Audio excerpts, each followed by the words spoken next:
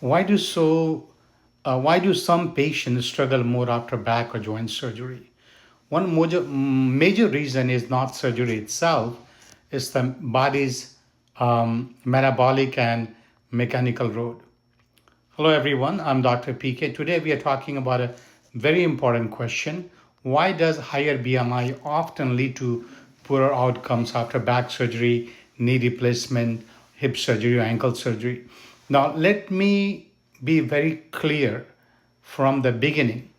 Having a higher BMI does not mean surgery is useless, and it does not mean every overweight patient will do poorly. In fact, many patients with obesity still get major pain relief and significant improvement in quality of life after surgery. But statistically, when BMI goes up, the risk of complication goes up, and that is what we need to understand.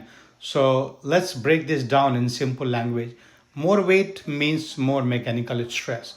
This is the most obvious reason. If a person is carrying extra body weight, that extra load goes directly through his spine, hips, knees, ankle, and feet. Every step creates force across the joints. So if you have knee replacement, hip replacement, ankle surgery, or back surgery, the repaired area has to handle more pressure during recovery. For example, a heavier body puts more force on a new knee implant, more force on a hip joint, more stress on the lower back, more loads on screws, rods, cages, or repaired tissue after spine surgery. This can lead to more pain during recovery, slower movement, more strain on the surgical repair side, greater risk of implant wear or loosening over time. So the first issue is simple. More body weight means more force on the body part that is trying to heal. Number two, surgery becomes technically more difficult. This is something patients do not always think about. In higher BMI patients, surgery itself is often more challenging. Why? Because there is deeper soft tissue, more difficulty reaching the surgical site, harder positioning on the operating table, harder x-ray or image guidance in some procedures, longer anesthesia time, sometimes longer incision or dissection. Longer and more complex surgery usually means what? More tissue handling, more blood loss, in some cases, more swelling, more stress on the body, higher complication risk. So it is not just about healing afterward. Sometimes operation itself is more technically demanding from the start. Number three, wound healing is often worse. This is one of the biggest reasons outcomes can be poorer. Fatty tissue generally has a lower blood supply, poor oxygen delivery, more tension on the incision, more dead space under the skin. This means the wound may heal slower.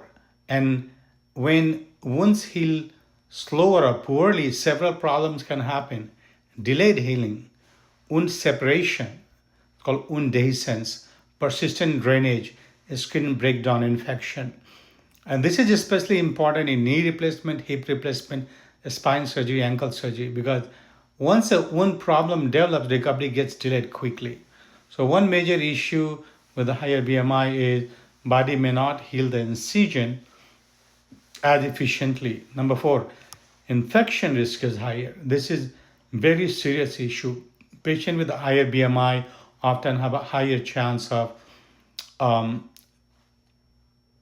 superficial wound infection, deep infection, hardware infection, periprosthetic joint infection, and need for repair surgery, repeat surgery.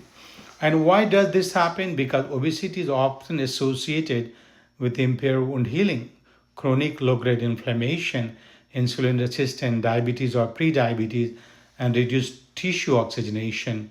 An infection after surgery is one of the worst complications because it can lead to longer hospital stay, IV antibiotics, additional procedures, removal or revision of implants in severe cases. So infection risk is one of the main reasons surgeons worry about very high BMI before elective surgery. Number five, Higher BMI often comes with other medical problems. Now, this is extremely important. Sometimes BMI itself is not the whole problem. The real issue is what travels along with it. Patients with a higher BMI are more likely to have diabetes, sleep apnea, high blood pressure, heart disease, fatty liver, poor exercise tolerance, venous insufficiency, high risk of blood clot. And this condition affects surgery in many ways. For example, diabetes can impair wound healing and increase infection risk. Sleep apnea can increase breathing problems after anesthesia, especially if pain medicines are used. Poor heart and lung reserve can make recovery slower and raise the risk of complication. Blood clot risk may be higher after orthopedic surgery because mobility is diminished. So often, poorer surgical outcomes are not caused by weight alone, they're caused by the whole metabolic picture. Number six, rehabilitation is harder. A successful surgery is not just about the operation, it is also about what happens afterward.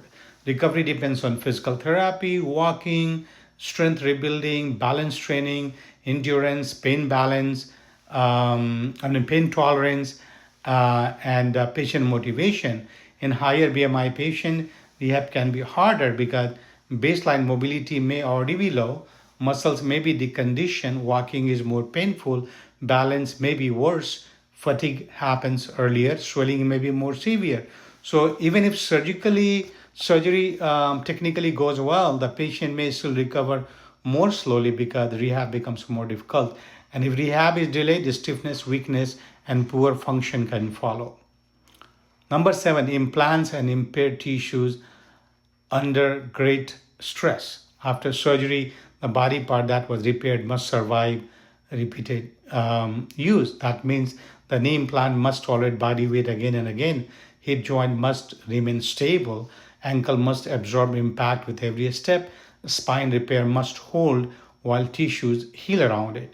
With higher BMI, the pressure on those structures is greater, and that may increase the risk of implant loosening, implant wear and tear, instability, adjacent joint stress, non-union in some foot or ankle procedures, recurrence of pain over time.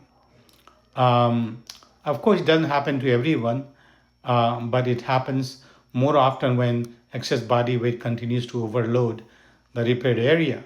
Now, eight, chronic inflammation and poor metabolic health matter. Obesity is not just about the body size, often associated with metabolic dysfunction, insulin resistance, chronic inflammation, abnormal hormone, poor muscle quality, and low metabolic flexibility.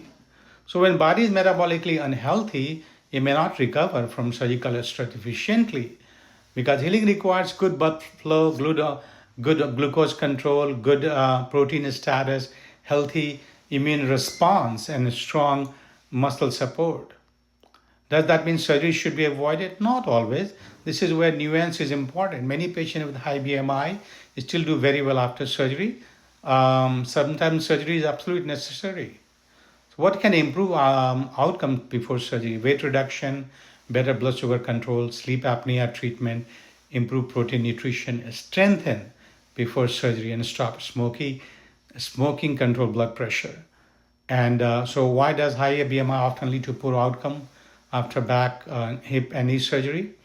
Because it affects nearly every stage of the process. More mechanical strain, harder surgery, slower wound healing, slower rehab, more complication, more strain on implants and mechanical tissues. So, Dr. PK, you think this video helped you? Like, share, and repost, and I'll see you next in different videos. Thank you for watching.